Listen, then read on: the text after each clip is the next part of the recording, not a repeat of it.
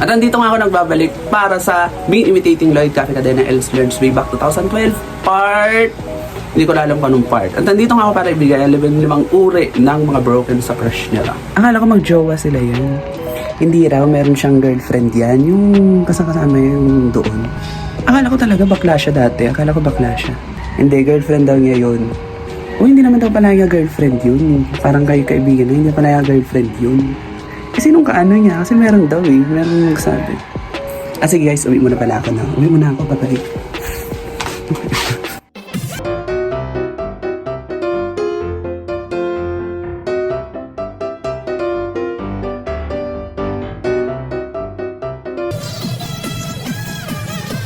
Sabi nila ang pag-ibig daw ay walang pinipiling kasarian, walang ipinipiling yaman at walang pinipiling itsura.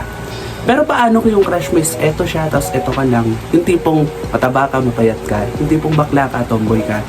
Yung tipong yung CR namin walang lock sa inyo, walang pinto. Bawat school ay may kilala bilang isang campus crush. Yung tipong marami nagkaka-crush. Pero dapat maging aware din. It is important to let your crush know na crush mo siya. Hindi yung pasimple ka lang na humahanga. Kasi hindi naman lahat ng tao na kapag sinabi mong crush mo sila, ay iiwas sila. Hindi naman lahat ng tao na ganun. Kasi may mga tao na kapag sinabi mong crush kita, yung tipong makikipagkaibigan sa'yo. Pero take note of that is hanggang friend lang talaga. Be in a relationship nito pala si Be. Ang tagal na pala yung in a relationship. Bakla pala siya. Kala ko lalaki siya. Pwede bang magpo-post ako, tapos i-repost mo na lang siya o ikaw na bahala, ipakita mo lang sa kanya. Kasi ang alam ko yung makikita niya yun eh. Sino kaya ang boyfriend niya, no? Lagot sa akin ng boyfriend niya yan talaga. Sige. Ako yung boyfriend eh. Sira ulo ko. It is important to know if single pa ba yung crush mo o hindi na. Kasi paano kung hindi na? Hindi mo broken ka na? Or hindi niya alam, pero alam mo. At nandito nga ako para ibigay nga ang 15 uri ng mga broken sa mga crush nila. Number 1, the denial award. Ito yung tipong hindi alam ng crush mo na crush mo siya at hindi mo rin naman alam yun na yung crush mo is matagal na palang in a relationship. Kasi papatuloy pa rin kung maasa na magustuhan ka niya, pero in the reality is matagal na pala siya talaga nasa relasyon. Hindi lang nakapost. Kasi ba't naman ipopost? Diba? Matagal na palang in a relationship yung crush ko. Ang dami pa naman namin umaasa sa kanya. Sino kaya yung boyfriend niya? No? Number 2, the EQ not found. Ito yung tipong mga kadalasan ng mga tao na walang emotional intelligence parang ako. May mga tao kasi talaga na never nag-assume pero it doesn't mean na wala silang emotional intelligence. Sabi ko nga, it is important to let your crush know na crush mo sila. Kasi may mga tao talaga na hindi mo madadala sa parinig, hindi mo madadala sa pagpapakitang signs. May mga tao naman talaga na hindi assuming parang ako. It is important to let your crush know. Like sabihin mo na, crush kita. Matagal na kitang crush. And kung ma-reject ka, it's okay. Pero hindi naman kasi lahat ng tao na kapag sinabi mo crush mo sila, ay iwasan ka nila. Yung ibang tao is magkikipagkaibigan pa at magpapasalamat pa sa'yo kasi nga gustuhan mo sila. Number 3, the certified stalker. Certified stalker, ito yung tipo nag-aabang ng mga posts, nag-aabang kung sino ang ipopost ng tao, ganito, ganyan. Pero in reality, ano masamang mag-stalk? Not until, di ba? Basta walang harm. Ayan. Ano tong chat ni... Totoo po ba? Ay, ayusin niyo yung mga chat niyo. Ano, babasa ko. Number 4, DJ ng kalungkutan. Ito yung tipong hindi mo halata sa kanila na broken sila.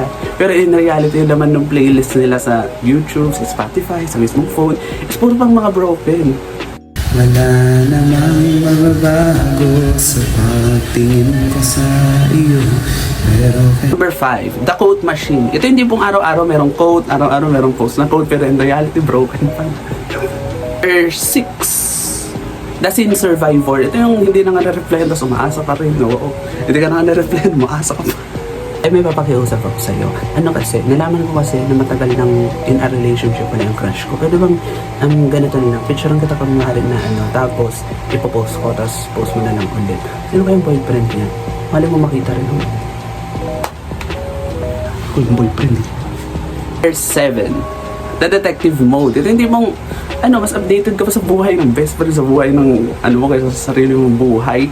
Ito yung tipong updated, as in, hello, mas updated ka sa sarili mong buhay kaysa sa sarili. Number 8, the Delulu department. Ito yung tipong, literal ng delusional. Ito yung tipong kakausap pa ng ibang tao, tapos sasabihin mo sa kanya na, uy, ano balitaan ko? Papakiusap ako sa yung favor. Di ba matagal naman na tayo magkaibigan? Nalaman ko kasi itong kailan lang, matagal na pa lang in a relationship yung crush ko, yung matagal ko ng crush. Popost ako, tapos i-repost mo na lang. Basta sure mo na makita niya ha. Sino kayong boyfriend niya, no? Nalaman ko lang talaga kasi yung boyfriend niya talaga. Ako. Number 9, the healing era. Ito hindi mo ikaw mismo ang gagawa ng healing ano mo, kung saan ka mapapanatag.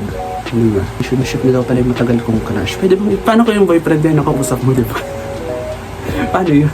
Number 10, the flashback. Ito yung tipong babalik sa mga lumang conversation, hinahalungkat kung saan silang point naging clingy, kung saan sila naging clingy, kung napahiya ba talaga si crush sa crush nila, or kung umamin ba sila at all.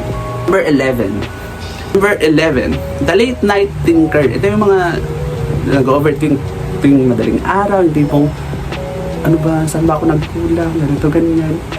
Pero what more? Ano kung halimbawa nag-overthink ka sa crush mo, pero in 2 a.m. pala, sila rin pala siyang ka-check, ganito, ganyan. Kasi,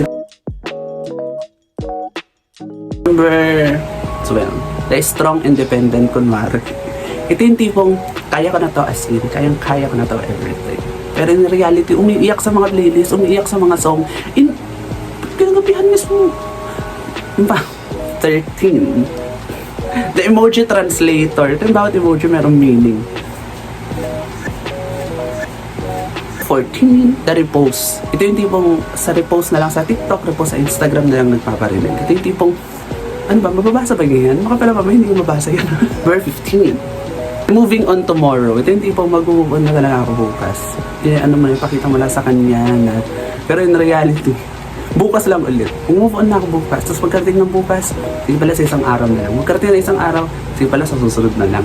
At yan na nga nabing 5 uri ng mga broken sa mga crush nila. Kung may natutunan kayo, edi maganda. Kung wala naman at na-voice lang kayo, edi go. At kung gusto nyo palang mag-check out ng mga Prada, ganito, ganyan, nandiyan mga pala sa comment section ko and sa description box. So, maraming salamat pala sa 5 nag-check out last week. Ayan, so nagkaroon ako ng commission. Ayan. So maliit lang siya. So kung marami kayo, di malaki. Thank you so much for watching this video. At ang ating ultimate fan of the day ay si Honey, honey, honey bee. Chararap na honey tree. And then we get you. And this is something real.